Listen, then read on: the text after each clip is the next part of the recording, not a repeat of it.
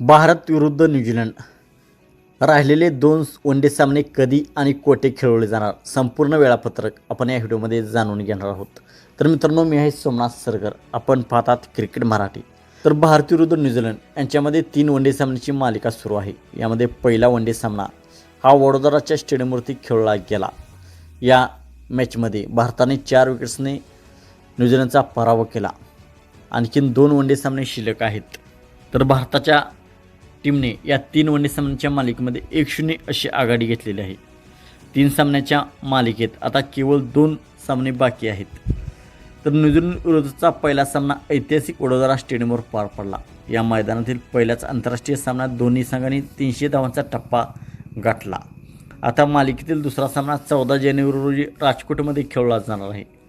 त्यानंतर 18 जानेवारी रोजी इंदोरच्या होळकर स्टेडियमवर तिसऱ्या आणि अंतिम वनडे सामना खेळला जाणार आहे. आणि यानंतर वनडे मालिका संपणार आहे. यानंतर T20 सामन्याची मालिका होणार आहे. तर दुसरा सामना राजकोटमध्ये आणि तिसरा सामना इंदोरमध्ये होणार आहे.